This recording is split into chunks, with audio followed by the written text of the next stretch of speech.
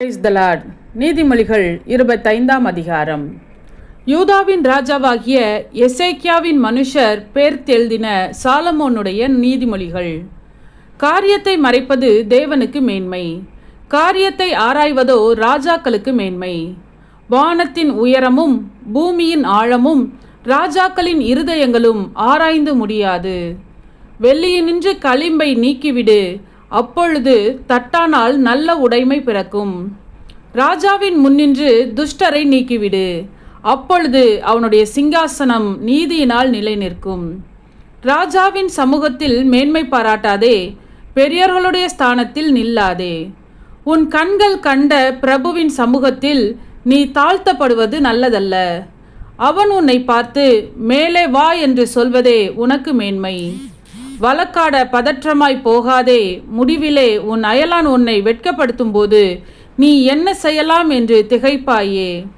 நீ உன் அயலானோடே மாத்திரம் உன் வியாஜியத்தை குறித்து வழக்காடு, மற்றவனிடத்தில் இரகசியத்தை வெளிப்படுத்தாதே. மற்றபடி அதை கேட்கிறவன் உன்னை நிந்திப்பான், உன் அவமானம் உன்னை விட்டு நீங்காது. ஏற்ற சமயத்தில் சொன்ன வார்த்தை வெள்ளித்தட்டில் வைக்கப்பட்ட பொற்பழங்களுக்கு சமானம். கேட்கிற செவிக்கு ஞானமாய் கடிந்து கொண்டு புத்தி சொல்லுகிறவன் பொற்கடுக்கனுக்கும் அபரஞ்சி பூஷணத்திற்கும் சரி. கோடை காலத்தில் உறைந்த மழையின் குளிர்ச்சி எப்படி இருக்கிறதோ அப்படியே உண்மையான ஸ்தானாதிபதியும் தன்னை அனுப்பினவனுக்கு இருப்பான். அவன் தன் எஜமான்களுடைய ஆத்துமாவை குளிர பண்ணுவான். கொடுப்பேன் என்று சொல்லியும் கொடாமல் இருக்கிற வஞ்சகன் மழையில்லாத மேகங்களுக்கும் காற்றுக்கும் சரி. நீண்ட பொறுமையினால் பிரபுவையும் சம்மதிக்க பண்ணலாம், இனிய நாவு எலும்பையும் நொறுக்கும். தேனை கண்டுபிடித்தாயானால் மட்டாய் சாப்பிடு, மிதமிஞ்சி சாப்பிட்டால் வாந்தி பண்ணுவாய். உன் அயலான் சலித்து உன்னை வெறுக்காதபடிக்கு அடிக்கடி அவன் வீட்டில் கால் வைக்காதே.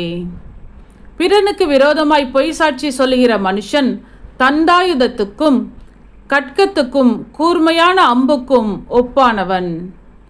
ஆபத்து காலத்தில் துரோகியை நம்புவது உடைந்த பல்லுக்கும் மொழி புரண்ட காலுக்கும் சமானம்.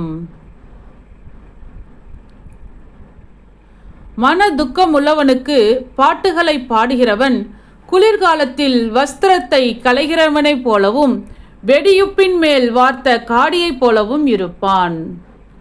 உன் சத்துரு பசியாய் இருந்தால் அவனுக்கு புசிக்க ஆகாரம் கொடு, அவன் தாகமாய் இருந்தால் குடிக்க தண்ணீர் கொடு.